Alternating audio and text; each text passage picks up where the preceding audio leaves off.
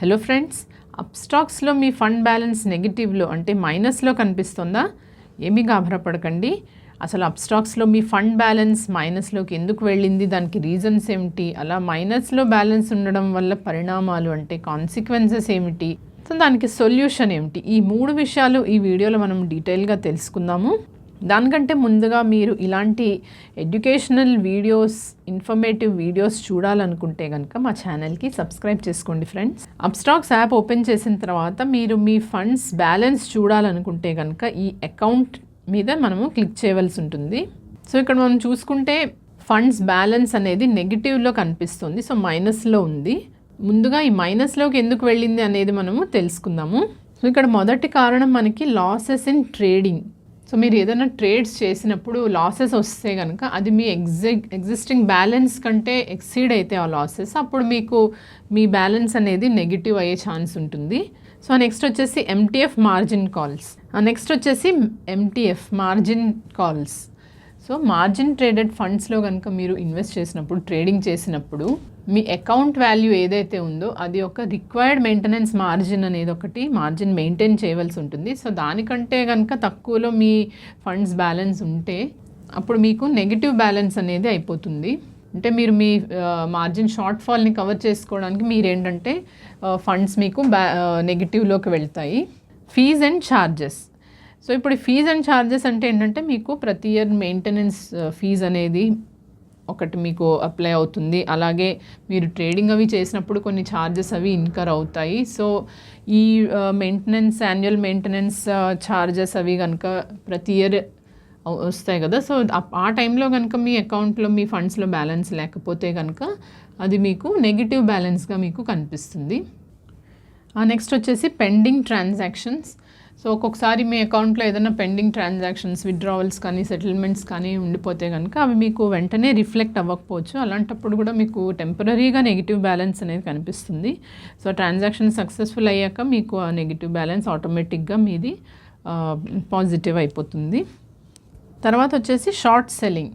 మీరు ఎప్పుడైనా short selling చేశారనుకోండి, సో అప్పుడు మీరు ఏ స్టాక్లో అయితే ఇన్వెస్ట్ చేశారో దాని ప్రైస్ చాలా సిగ్నిఫికెంట్గా, చాలా హైగా అయిపోయింది అనుకోండి. అప్పుడు ఏంటంటే మీరు చేసిన ఇనిషియల్ ఇన్వెస్ట్మెంట్ కంటే ఈ పర్టికులర్ స్టాక్ యొక్క ప్రైస్ ఎక్కువ పెరిగిపోయింది కాబట్టి మీ అకౌంట్ అనేది మీకు నెగిటివ్ అయ్యే అవకాశం ఉంటుంది. కారణాలు తెలుసుకున్నాము. ఇప్పుడు దానివల్ల వచ్చే పరిణామాలు ఏమిటనేది మనం చూద్దాము. మీ అప్స్టాక్స్ యొక్క ఫండ్ బ్యాలెన్స్ నెగిటివ్గా ఉంటే కనుక మీకు ఇంట్రెస్ట్ అనేది ఛార్జ్ అవుతుంది 0.05% పర్ డే. రీజన్స్ తెలుసుకున్నాము. ఇప్పుడు దానివల్ల వచ్చే పరిణామాలు ఏమిటి అనేది మనం తెలుసుకుందాము. మీ అప్స్టాక్స్ యొక్క బ్యాలెన్స్ నెగిటివ్గా ఉంటే కనుక మీకు ఇంట్రెస్ట్ అనేది ఛార్జ్ అవుతుంది. ఆ ఇంట్రెస్ట్ ఏంటంటే 0.05% per day on your negative balance. Me negative balance ఎంత ఉందో దాని మీద 0.05% అనేది క్యాలిక్యులేట్ చేసి అది మీకు ఇంట్రెస్ట్గా ఛార్జ్ చేస్తారు. అలాగే మరొకటి ఏంటంటే మీ ledger remains negative for more than 5 trading days. 5 trading days కంటే ఎక్కువ రోజులు కనుక మీ లెడ్జర్ బ్యాలెన్స్ నెగిటివ్గా ఉంటే అప్స్టాక్స్ వాళ్ళ రిస్క్ మేనేజ్మెంట్ సిస్టమ్ ఉంటుంది. సో వాళ్ళు మీకు యాక్షన్ తీసుకుంటారు. సో అదేంటంటే మీకు ఏదైనా సెక్యూరిటీ ఆర్ కొల్లెటరల్ స్టాక్స్ కానీ, మీరు కొల్లెటరల్స్ ఏదైనా ప్లెడ్జ్ చేసి ఉంటే కనుక, మీరు ఆల్రెడీ ప్లెడ్జ్ చేసి ఉంటే కనుక అవి వాళ్ళు ఆటోమేటిక్గా స్క్వేర్ ఆఫ్ చేసేసి ఆ వచ్చిన అమౌంట్ని వాళ్ళు ఈ నెగిటివ్ బ్యాలెన్స్ ఎంతైతే ఉందో అందులో డిడక్ట్ చేసుకుంటారు. అలాగే ఏమైనా స్టాక్స్ ఓపెన్ పొజిషన్స్ ఉన్నాయి మీవి, సో అవి కూడా స్క్వేర్ ఆఫ్ చేస్తారు. So open position square of చేస్తే వచ్చిన అమౌంట్ని కూడా వాళ్ళు ఈ నెగిటివ్ బ్యాలెన్స్లో వాళ్ళు డిడక్ట్ చేసుకుని ఆ తర్వాత కూడా ఇంకేమైనా నెగిటివ్ బ్యాలెన్స్ మిగిలి ఉంటే అది మీకు మీ దీంట్లో కనిపిస్తుంది మీ ఫండ్ బ్యాలెన్స్లో. సో ఇప్పుడు దీనికి సొల్యూషన్ ఏమిటి? సో సొల్యూషన్ ఏంటంటే మీరు ఫస్ట్గా ముందర మీ అకౌంట్ స్టేట్మెంట్స్ ఏవైతే ఉన్నాయో అవి రివ్యూ చేసుకోవాల్సి ఉంటుంది. సో దానికోసం మీరు మీ అప్స్టాక్స్లోని అకౌంట్లోకి వెళ్ళి లెడ్జర్ అనేసి ఉంటుంది. సో అక్కడి నుంచి మీరు మీ అకౌంట్ స్టేట్మెంట్ రివ్యూ చేసుకుంటే మీకు ఎక్కడ ఏంటి మైనస్ ఎందుకు వచ్చింది, అలాగే ఏమేమిటి కట్టింగ్స్ అవుతున్నాయి అనేది కూడా మీకు తెలుస్తుంది. సో అలాగే ఆ నెక్స్ట్ స్టెప్ వచ్చేసి మీరైతే ఫండ్స్ యాడ్ చేసుకోవాల్సి ఉంటుంది మీ అకౌంట్లో. సో ఫస్ట్ మీకు నెగిటివ్ బ్యాలెన్స్ కనిపించగానే ముందుగా ఫండ్స్ యాడ్ చేసుకుంటే కనుక మీరు ఏదైతే మీకు ఇంట్రెస్ట్ అనేది ఛార్జ్ అవుతుందో దాని నుంచి మీరు తప్పించుకోగలరు. అలాగే ఇంకోటి ఏంటంటే మీకు ఒకవేళ మీ దగ్గర అంత ఫండ్స్ లేదంటే కనుక మీ అప్స్టాక్స్ అకౌంట్లో ఉన్న స్టాక్స్ అండ్ ఇన్వెస్ట్మెంట్స్ ఏవైనా ఉంటాయి కదా, సో వాటిని సెల్ చేసుకుంటే కూడా ఏదైతే మీకు మనీ వస్తుందో సో అది మీకు డైరెక్ట్గా ఫండ్స్ బ్యాలెన్స్లో యాడ్ అవుతుంది కదా. సో ఆ విధంగా మీరు మీ ఏదైతే నెగిటివ్ బ్యాలెన్స్ ఉందో అది మీరు కన్వర్ట్ చేసేసుకోవచ్చు. ఎందుకంటే ఆ అమ్మగా వచ్చిన డబ్బులు ఏవైతే ఉన్నాయో అవి ఫండ్ బ్యాలెన్స్లో యాడ్ అవుతాయి కనుక అది మీది పాజిటివ్ అకౌంట్ అయితే అయిపోతుంది. అలాగే మీరు మీ ట్రేడ్స్ని మానిటర్ చేసుకోండి.